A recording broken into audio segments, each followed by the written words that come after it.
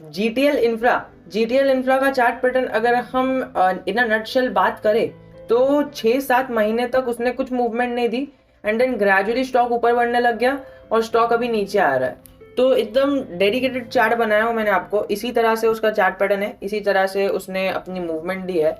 और अगर आप थोड़ी सी नजर डाल के देखो तो हमें कल के लिए अपर सर्किट देखने मिला था कल के दिन।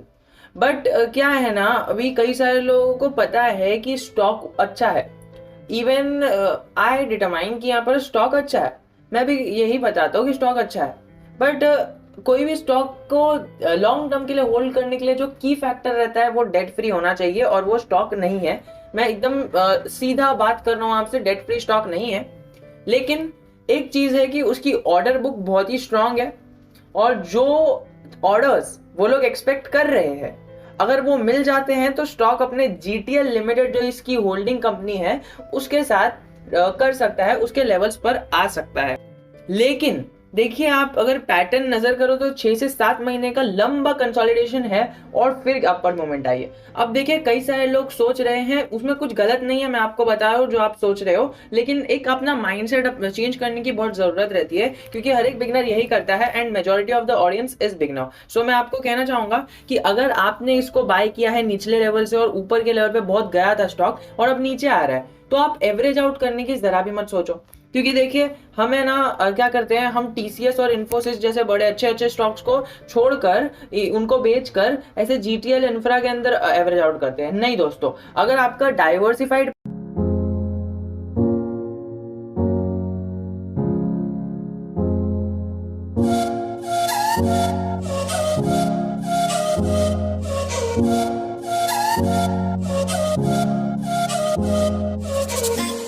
पोर्टफोलियो नहीं है ना, मतलब आपके पास अगर पोर्टफोलियो ही नहीं है, आप बस जो YouTube पे देखा, जो दोस्त से टिप मिली बस उसके अंदर एंट्री ले ली, और जो स्टॉक ऊपर जा रहा है उसके अंदर एंट्री ले ली, और अब अपना पूरा पोर्टफोलियो नेगेटिव में रख के बैठे हो। दोस्तों, ऐसा नहीं करना है।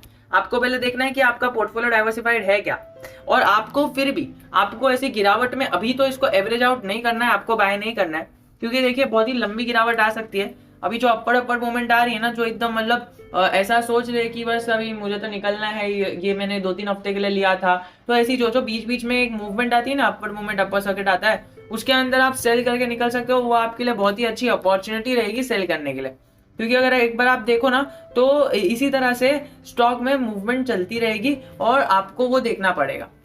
ओनली बिकॉज देखिए, अब उसका पीई तो आप जाने ही दो, हम आरएसआई पे लेवल पे बात करते हैं, because PE matters when we have to buy fresh in the stock. और हमें भी बात करनी है कि हमें फ्रेश बाय करना है या नहीं करना है। आरएसआई ओवरऑल व्यू दे देता है। आरएसआई की बात करें तो आरएसआई 40 पे चल रहा है, जो एक हमें लो स्ट्रेंथ बताता है।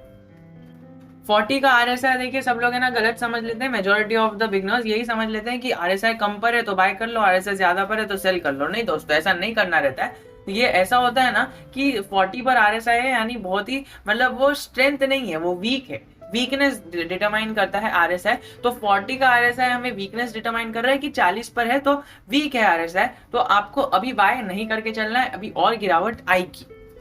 देखिए, अभी अभी अभी उसने अपने 40 के लेवल्स को रीगेन किया है। सो मुझे तो नहीं लगता है कि अभी उसके अंदर और मूवमेंट आएगी, बिकॉज अगर आप थोड़ा सा नजर डालो ना तो जब जब वो 40 के लेवल पर या फिर ऐसा नीचे आता है ना, तो लंबा एक वो देता है ताकि वो लंबा कंसोलिडेट हो सके। अब हमने अभी भी लेवल पर देखा, जब स्टॉक ऊपर के लेवल्स पर था, हमारा ऊपर ऊपर चले गया था स्टॉक, तब जाके आरएसआई भी एकदम टॉप पर था और ऊपर ऊपर ही आरएसआई कंसोलिडेट कर रहा था, बाद में गिरावट आई। तो जब तक आरएसआई ऊपर है, इसका मतलब स्ट्रॉन्ग मतलब जो स्टॉक है उसके अंदर स्ट्रेंथ लेगी। अभी बहुत लंबे टाइम तक वो आरएसआई नीचे भी रह सकता है। अब देखिए, कुछ भी हो सकता है, वो डिपेंड करता है मार्केट के मूड पर। अगर कोई ऐसी बड़ी न्यूज आ जाती है जो डिटरमाइन करती है कि अब स्टॉक ऊपर चले जाएगा, अच्छी मूव आती है, तो स्टॉक के लिए एक अच्छी बात है, वो यस डेफिनेटली ऊपर जाएगा। बट उसके लिए हमें ना टाइम देना पड़ेगा। हम अगर आज बाय करके सोचते हैं कि हम कल इसके अंदर प्रॉफिट बना लेंगे, या फिर हमने टॉप लेवल पे बाय किया और अभी तो भाई हम इसके अंदर जल्दी जल्दी प्रॉफिट एक्सपेक्ट कर रहे हैं, हम एक्सपेक्ट कर रहे हैं कि हमें एक आध हफ्ते का ये डबल कर दे हमारा पैसा, हमने लाखों रुपए लगाए, सो ये गलत है और ये इसके अंदर आपको प्रॉफिट भी नहीं मिलेगा। सो अगर आपको अभी फ्रेश एंट्री लेनी है, फ्रेश एंट्री के लिए मनाही है मेरी तरफ से एटलीस्ट। हाँ, अब वो आपका हर एक बंदे का अलग अलग क्राइटेरिया रहता है, बट मेरी तरफ से एटलीस्ट मैं तो बाय नहीं करूंगा पर्सनली, और किसको सजेस्ट भी नहीं करूंगा अभी बाय करने के लिए। और दूसरी बात, आपको कई सारे स्टॉक्स मिलेंगे जो स्टॉक ऐसे ऐसे चल रहे हैं और आपको उसमें अट्रैक्शन वैल्यूएशन लगता है, आप उसके अंदर अट्रैक्ट होते हो, और क्या होता है उसके अंदर आपको लगता है कि ओके इतना लंबा दिया है, मैंने अभी इस टाइम पर पकड़ लिया, थोड़ा भी ऊपर गया तो मुझे प्रॉफिट हो जाएगा। लेकिन दोस्तों, this is the rule of stock market कि आपको चेजिंग स्टॉक को चेज नहीं करना है।